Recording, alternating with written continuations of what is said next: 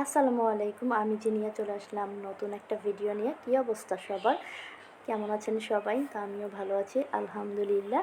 এই তো নতুন একটা রেসিপি নিয়ে চলে আসলাম। তো এটা আমি আগে কখনোই খাই নাই, ইউটিউব দেখে শিখেছি। তো দেখলাম অনেকেই খাচ্ছে, তো আমিও ভাবলাম একটু ট্রাই করে দেখি।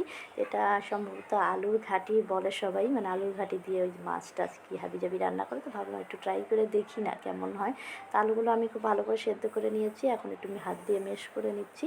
তো বেশি একটা করবো না, মানে একটু দানা দানা রাখবো যাতে দাঁতের নিচে পড়ে।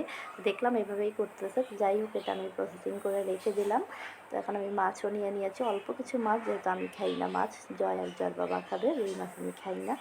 তো অল্প কিছু পরিমাণের মাছ নিয়ে নিলাম। এটা একটু মানে একদম হালকা ভাজা দিয়ে নিব, খুব একটা ভাজবো না। তো দেখি কেমন হয়, খেয়ে বলবো কেমন হয়েছে। এখন মাছগুলো একটু উঠিয়ে ফেলতেছি, ভাজা হয়ে গিয়েছে। তার একটু তেল দিয়ে দিলাম, আর এখন কিছু আদা আর রসুন কুচি দিয়ে দিব।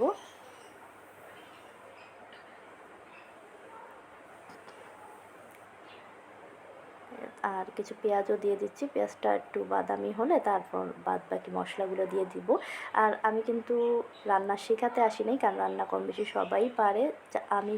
আমি যেভাবে রান্না করি সেটুকুই একটু শেয়ার করতে চলে আসলাম, যেহেতু এটা ফার্স্ট টাইম রান্না করতেছি, এর জন্য একটু শেয়ার করতে চলে আসলাম।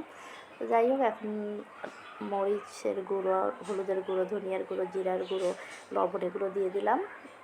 আর একটু পানি দিয়ে ভালো করে মশলাটা কষিয়ে নেব। আর আদা রসুন পেস্টটাও দিয়ে দিব।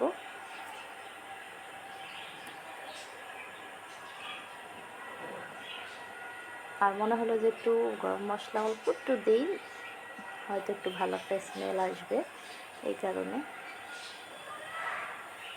আর এখন মাছগুলো একটু কষিয়ে নেব, যেহেতু মাছগুলো বেশি একটা ভাজা হয় নাই, যার কারণে মাছটা একটু কষিয়ে নিলে মাছের যে আলাদা একটাই থাকে ওটা চলে যাবে গন্ধটা।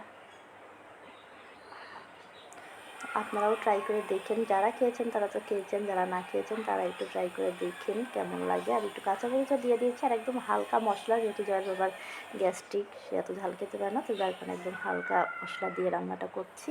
আর এই তো আলুর ঘাটিটা দিয়ে দিলাম।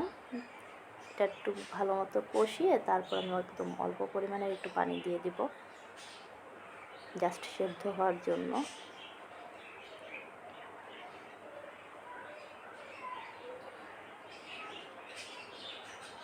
এটা খুব সুন্দর করে একটু কষিয়ে নিচ্ছি। আর এখন একটু পানিটা দিয়ে দিলাম, একদম অল্প পরিমাণের পানি। তো এটা একটু সেদ্ধ হতে থাক।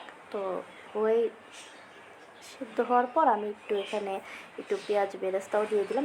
আর খেতে আমার কাছে খারাপ লাগেনি, ভালোই লেগেছে আলহামদুলিল্লাহ। এরকম মাঝে মধ্যে একটু আনকমন খাবার খেতে সবারই ভালো লাগে, আপনারাও ট্রাই করে দেখবেন। আজ এই পর্যন্তই, ভালো থাকবেন সবাই, দোয়ায় রাখবেন আমাদের। আল্লাহ হাফেজ।